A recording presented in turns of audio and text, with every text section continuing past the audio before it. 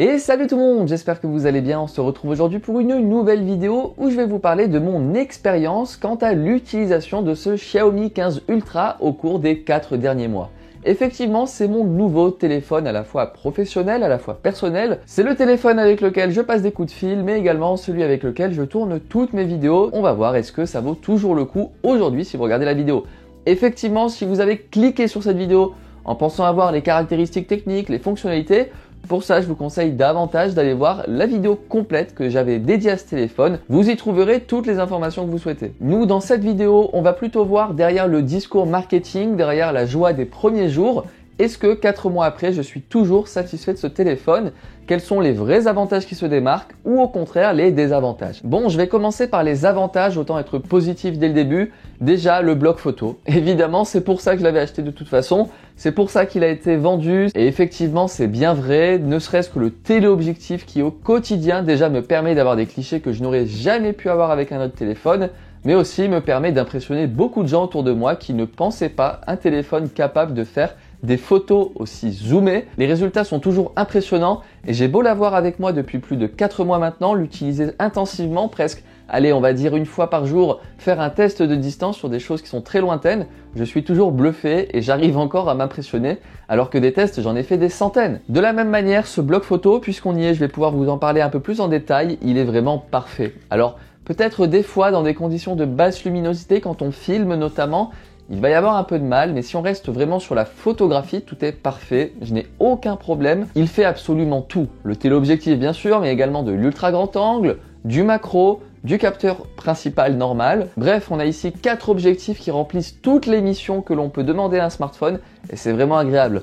D'autant plus, et je ne sais pas s'il l'avait pensé comme ça, mais grâce à la coque qu'on peut avoir avec le kit Xiaomi dont je vous avais parlé dans cette vidéo, qui est vraiment très pratique, vous pouvez ajouter des lentilles. Alors ici, j'ai un filtre qui fait à la fois CPL et ND.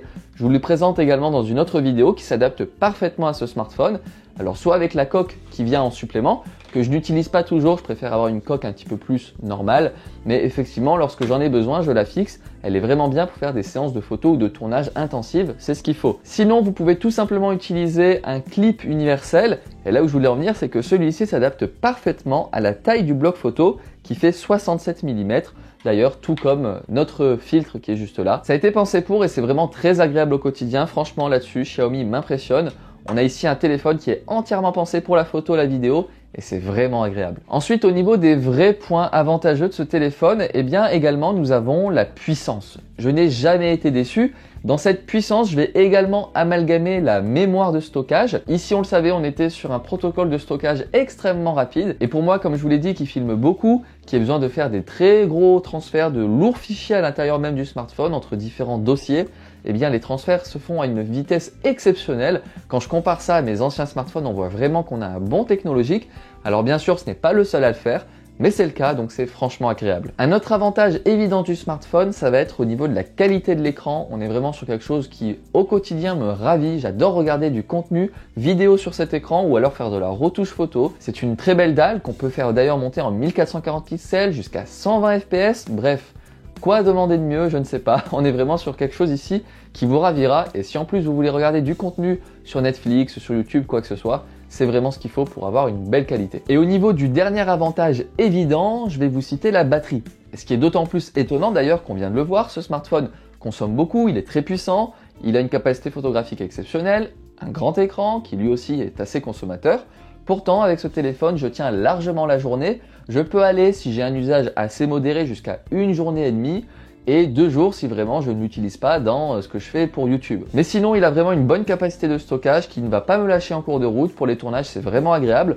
D'autant plus, comme je vous l'ai dit, si jamais vous avez eu la chance d'avoir gratuitement dans le premier mois de lancement le kit photographie, eh bien vous avez également ce petit chargeur externe. Alors c'est un chargeur externe qui va être intégré au smartphone puisqu'il va être loqué. Donc finalement ça va être plutôt agréable à transporter, ça va vraiment être intégré au système. C'est pas comme si vous aviez un câble qui pendouille avec la batterie externe au bout. Bon, et maintenant qu'on a vu les avantages de ce smartphone, allons vers la partie un peu moins plaisante et pourtant il faut en parler, les inconvénients de ce smartphone. En premier lieu, je vais faire une petite pirouette par rapport à ce que je viens de dire juste avant. Je vais à nouveau vous citer la batterie. Effectivement, alors elle est très bien, mais je vais plutôt vous parler du rechargement de cette batterie. Comme elle est très conséquente, ça prend du temps, d'autant plus qu'on est ici sur seulement 90 watts.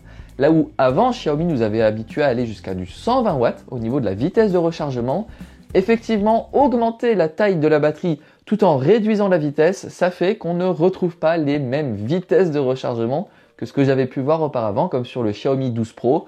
Donc il faut prendre un peu son mal en patience, elle prend un peu plus de temps à se recharger.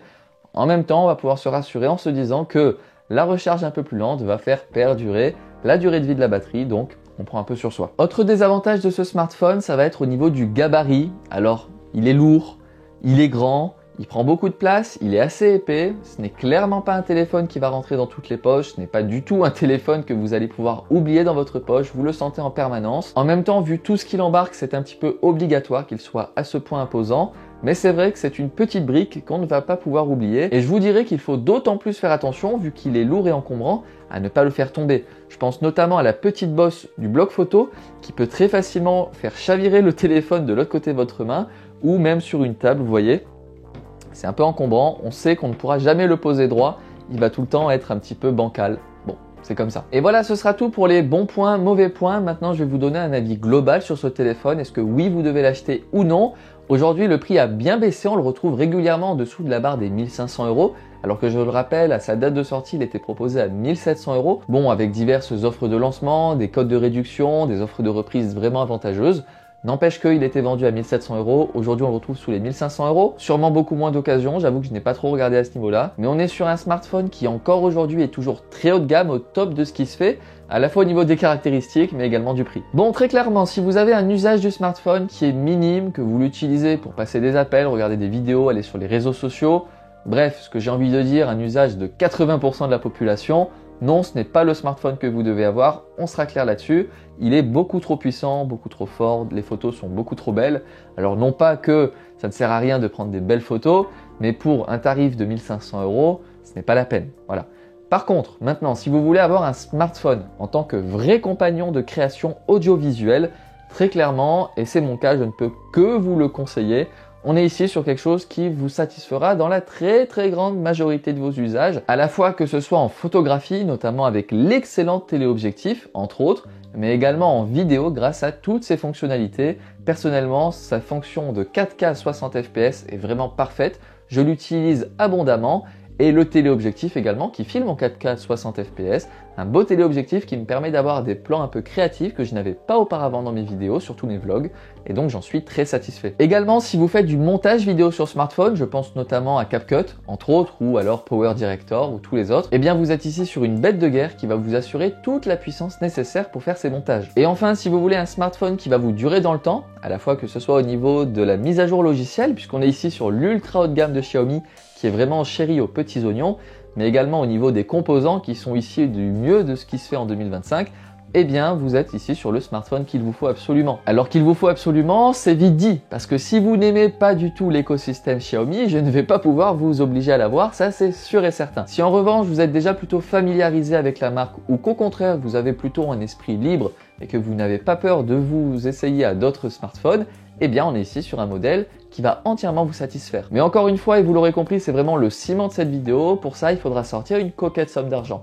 Mais bon, quand on voit le tarif aujourd'hui de tous les autres ultra haut de gamme de chaque marque, finalement il n'est pas si cher que ça. Et voilà, sur ce, cette vidéo est terminée, j'espère qu'elle vous aura plu et que maintenant vous saurez si 4 mois après sa sortie, il faut oui ou non toujours s'intéresser à ce smartphone, le Xiaomi 15 Ultra. Si vous avez encore des questions, j'imagine que c'est possible, l'espace commentaire est fait pour ça, allez-y, je me ferai un plaisir de vous répondre. Si vous voulez m'encourager sur la chaîne, n'hésitez pas à vous abonner si ce n'est pas encore fait, à laisser un pouce bleu et évidemment partager la vidéo autour de vous, peut-être qu'il y a des gens qui seraient intéressés par ce smartphone. Sur ce, on se dit à très bientôt pour de prochaines vidéos, salut!